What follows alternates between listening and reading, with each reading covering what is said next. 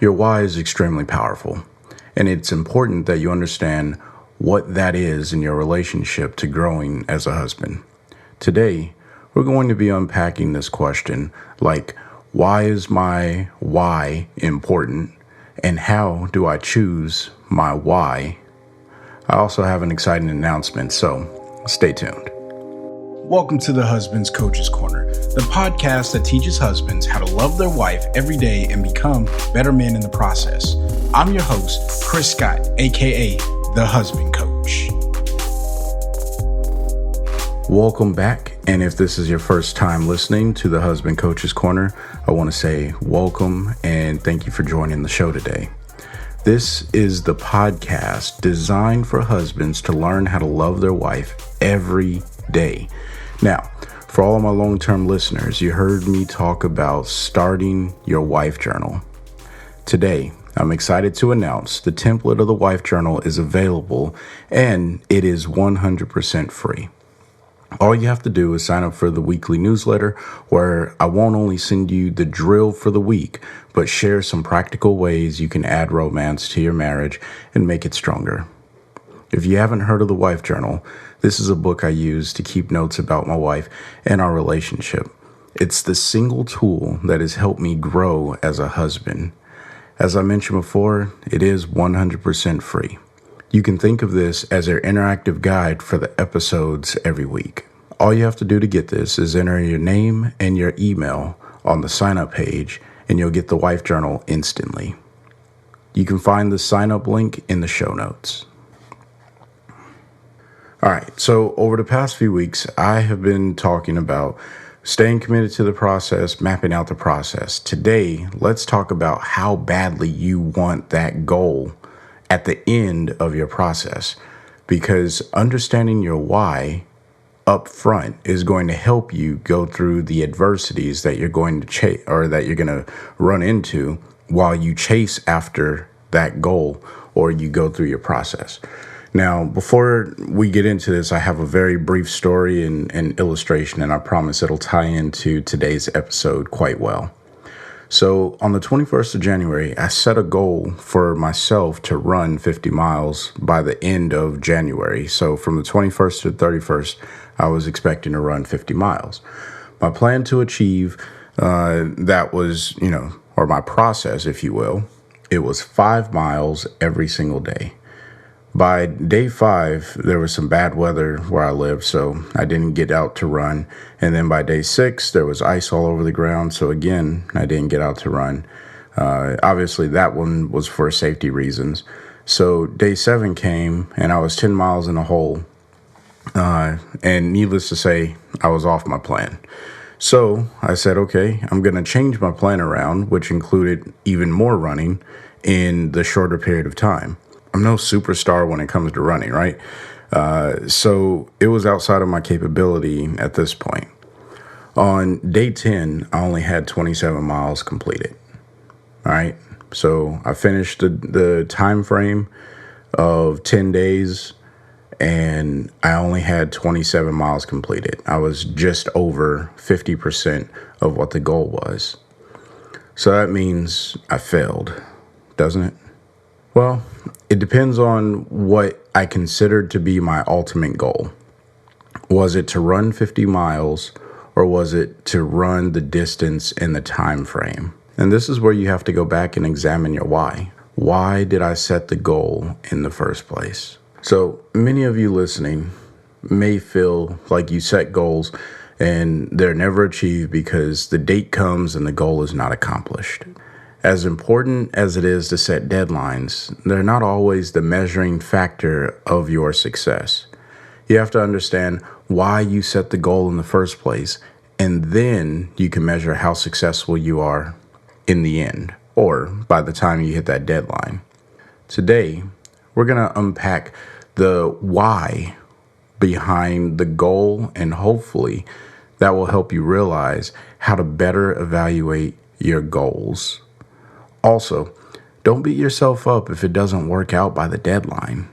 Keep working to achieve what it is you set out to achieve, regardless of how long it takes for you to get there. There are a lot of people that are more experienced and wise than I am. A lot smarter people out there than I am on this matter. But I think some of the things I have to offer will absolutely help. All right. So the very first question is why? This is something, our kids love to ask this question, and rightfully so, because why, it leads to understanding if you're really paying attention. All right. So the first question we have to ask ourselves is, why did I set this goal to become a better husband in the first place? Understanding why you set this goal is important, because that will be the reason you go back to when you want to stop working on it, or when external forces try to take you away from it. All right. So here's an example. Your goal is to have a date night with your wife every single weekend, right? So that's 4 weekends, maybe 5 weekends in a month, depends on how the calendar works out. Internally, I have to plan this out, and I don't have the time or the energy to do it. So the internal battle is you just don't make the time because everything else seems to be a little bit more important. But your goal is to have these weekends with your wife, whatever you plan out. But you keep telling yourself, oh, I can't do that because I got this. Oh, I can't do that because I got this. And then the weekend comes and you're like, oh, all right, I guess I'll just not do anything because I didn't get to plan it. All right. Or there's the external issues that come in.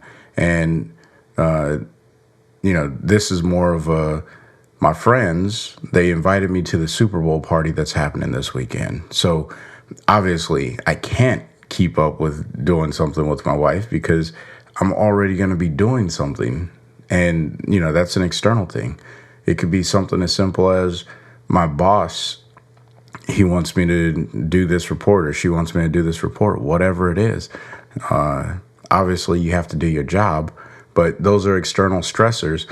And then you have to go back to your why, because that's going to help you reevaluate the how. Okay? And the how is the process. The why is what gets you started to even build the process and make the goal. Or really, the why is what makes you want to make the goal. And then it fuels your ambition to build the process, which becomes the how.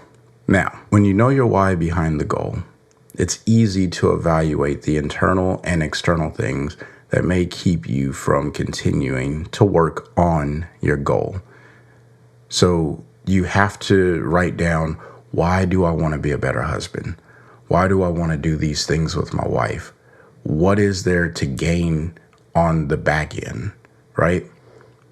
What is there to gain immediately? What is there to gain through the process?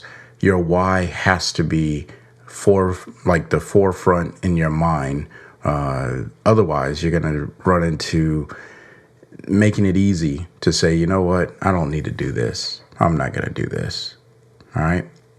Now, the second thing we need to look at is, how do I choose a why? There's so many whys out there. And let me just give you a quick disclaimer. You can have more than one why for the goal. The goal is the what. The why is the reason you are doing whatever this process is to get to the goal, or the what. All right. Choosing a why has some general guidelines, but ultimately, this is something that you will have to determine for yourself. I have a few common statements that husbands can use to give them a why for their marriage, but again, you're going to have to choose this for yourself. The first one would be, my wife deserves to have the best version of me that I can be. I don't disagree with that, and that is a perfect why. The reason why I'm doing this is so I can become a better me for her. Makes sense, right? She should be blessed by my ability to perform as a husband and love her every single day. She deserves that. The second one is, I want to honor my wife above my own selfish ambitions. And this is something that I think a lot of men struggle with. We are selfish, and we don't always want to honor our wife above us, but When we do, we reap the benefits in a huge way. All right. And for anyone who's listening in right now and you're like, oh, that's a silly why, that's a cop out, I need to take care of things. I recommend you give this a shot where you remove your own selfish ambitions and you serve your wife, you love her, and just see what happens. I guarantee you, you will be, you'll be surprised. Promise. All right.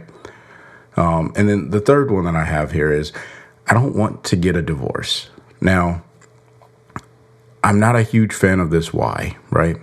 I think that when you enter into marriage, the commitment and vows that you make when you're standing at that altar is 100% you saying you're not going to get a divorce.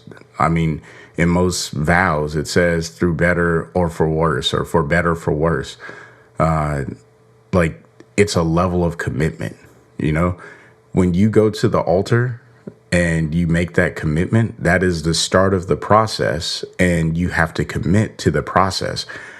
No one in the history of marriage gets married and becomes this like super Casanova of a husband. All right. Don't beat yourself up. Just work on becoming a better husband. That's it. That is the secret sauce. All right. All these marriage books out there that want to tell you, oh, I got the secret to what will make you a better man, a better husband. There's no secret, right? You just have to commit to growing and becoming a better person, a better man, a better husband for your wife. And how you do that, you know, that's going to be different for every single person. Using some of the tools that I bring up in this podcast will absolutely get you there. But I don't like this reason of why, but a lot of husbands that I've talked to, when I say, hey, why do you want to become a better husband? And the number one thing is like this mind of scarcity of, I don't want to get a divorce. And I agree with the statement, I don't want to get a divorce, but that is not my why behind becoming a better husband.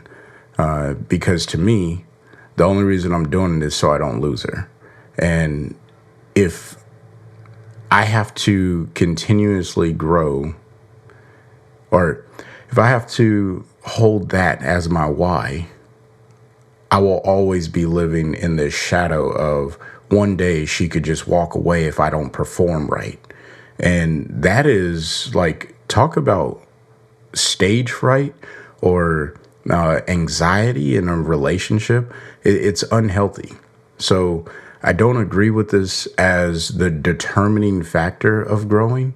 I think that it's a obvious statement, and you definitely want to pay attention to what you're doing so you're not driving your marriage towards a divorce. That makes perfect sense. I get that. But don't make the reason why you want to grow because you don't want to get a divorce. All right. That's no reason, in my opinion. That's not a good why. That's a bad why. And I believe it's toxic. So that's enough on that one.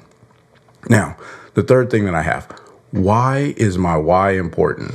All right. So if you haven't heard anything in this podcast, I want you to walk away with this information right now, today. Why is my why important? I mentioned it earlier. There are things internal and external that will push us away from completing our goals, right? These are the roadblocks or the hurdles inside of our process that we have to overcome so we can continue moving towards our end goal. The why, catch this, guys, the why is what keeps you going. When you hit that roadblock, you have to say, okay, why do I want to do this? Oh, yeah, that's why. Okay. How can I get around this obstacle now? And this is your in stride mid-course correction so you can get over whatever the situation is, internal or external, and then keep moving forward because your why is your fuel. And if your why doesn't have enough energy, tenacity, whatever, if you don't have enough drive or motivation behind it, or it doesn't motivate you, then it's probably not a good why for you to use. All right. So my recommendation in that case would be to reevaluate your why, reassess your process or your goal so you can redefine your process. All right. I'll say that again because that was a little bit of a mouthful. Evaluate your why so you can reevaluate your goal and then refine your process. The reason why your why is so important is it gives purpose to your end state. And when you have a purpose, the how and what of the goal is put into perspective. That's why your why is important. You have to have purpose and you have to put things into perspective. So, what if I fail to meet my goal on the date I set? Now, this is the big question, right? We are creatures that are accustomed to failure. We understand failure. It's something, that we're really, I don't know, like we as people expect to fail. And I don't know why that is. There's nothing wrong with failure. Obviously, if you keep doing the same thing and you keep failing, then the failure on that end is not that you tried. It's that you continue doing the same thing, expecting different results. The phrase for that, or the word for that, is insanity. That doesn't work. However, failing is the best opportunity to learn. The answer that I give to this question whenever someone comes to me and they're like, oh man, I failed, I didn't meet the goal, I missed this deadline, whatever, my response is always, so what? And truthfully, I have adapted this into my professional life. I work human resources professionally, and there are deadlines that I have to meet. So when I don't meet them, and, my employees or coworkers, they come and they say, oh, man, we didn't meet this deadline. We missed this suspense. My very first response is, so what? Like, so what? Why were we doing what we were doing in the first place? Like, let's not lose sight of that. We're so tunnel vision on accomplishing the goal that we don't even know the reason that we started doing the goal in the first place. And when that gets into perspective, it's like, oh, okay, yeah, that's right. The reason we were doing this was because, and we can actually reevaluate and reassess whatever this issue is that we ran into and get back on track, make a new process and follow that through. Now, I will caution that if you are making it the norm for you to constantly not meet the deadline that you set for yourself, that is toxic to your ability, because then you just become nonchalant and careless. All right. You have to have some accountability to yourself first, right? In order to achieve your goals, you have to account for yourself. Don't expect other people to do it for you. You have to do it for yourself. And then you will start to realize what actually needs to happen, and you'll prioritize things. It all makes sense. But the first thing that you have to do is commit to the process that you set for yourself, so you can have something, as I like to call, a known point to adjust from. It's hard to adjust in the middle of nowhere because you were just wandering. But if you knew that you were driving up the street and then there's a detour, well, I either need to turn left or right so I can go around the detour and then get right back onto the street. I know where I'm adjusting from. But if I was just driving, I'm like, okay, I'm trying to get here. And I could have been driving the absolute opposite direction of where I was trying to go. It's so important that you do not lose sight of your why and you stay committed to the process. Now, here's what I will also caution you on: deadlines. Use a deadline as a guide. It is I would like to be here by this time. All right. And you work as hard as you can to get there by that time. Now, when you get to that time, no matter if you meet the goal or you don't meet the goal, you have to assess if you did meet the goal, right? Because the only way you're going to know if you did or didn't is when you get there and you say, okay, I'm here now. And did I meet the goal? And if the answer to that is yes, then good for you. Set a new goal, map out a new process, and get to going, right? Or you're going to say, no, I didn't meet the goal.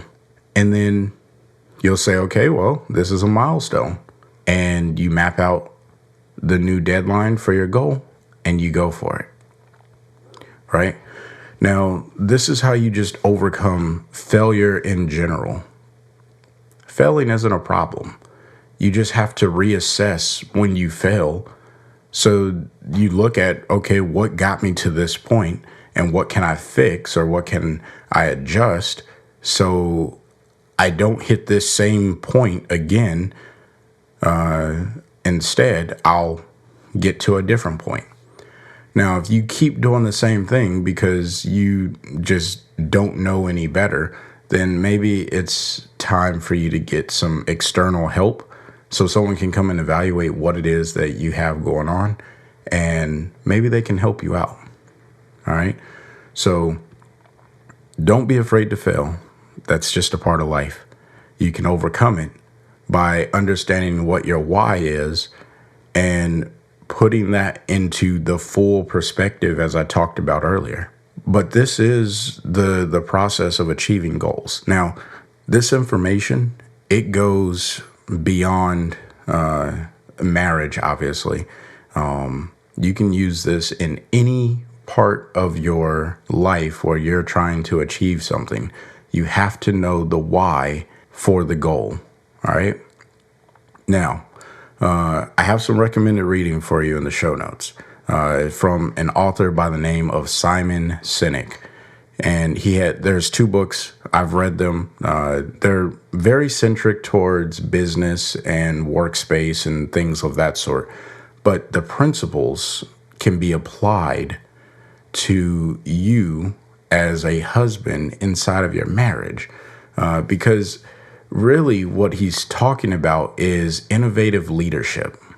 And if that is something you are struggling with in your marriage, being an innovative leader for your wife, then understanding your why may be the first step to getting you onto the path of being a leader in your home, especially if you have sons, if you have little boys, or if you have girls. You have to be a leader. But for men, for boys, they observe you as the father, as the male figure, and they emulate after you, even though they go through the teenage years where they're defiant.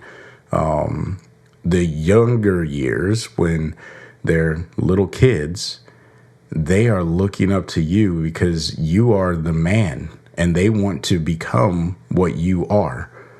So you have to set that model.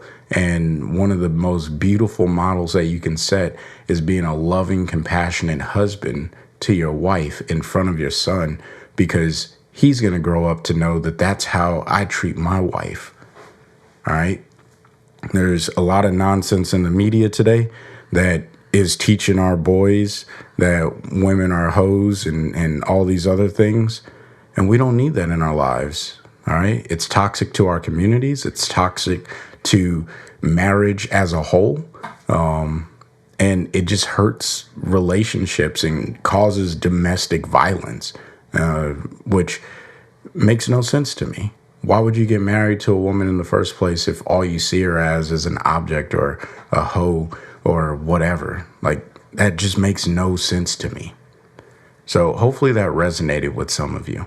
But the name of the books, got off on a little bit of a tangent. The name of the books, Start With Why and Find Your Why. I highly recommend, even if you don't read the whole thing of the books, I just recommend that you read through some of the chapters and just say, oh, okay, this is what he's saying. And don't feel like you have to finish the book in a month, right? It's more important that you work through your process than you go out and read these books.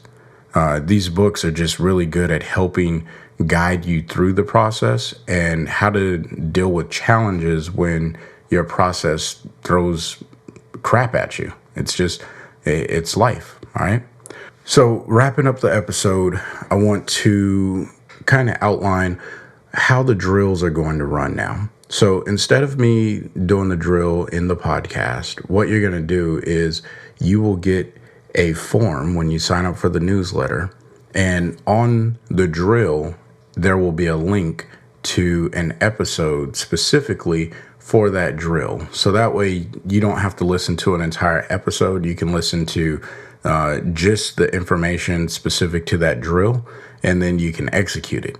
But there's going to be instructions on all of the drills, so you don't have to really worry about listening to the episode. It's just for those who need a little bit of extra explanation.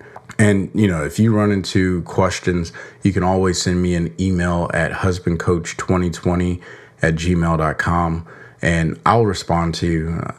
These drills are 100% things that I have written out. I have tested with my own wife, and I only provide them to you because I believe that they help me with the process of becoming a more loving and compassionate husband, which this is something that I go back to time and time again.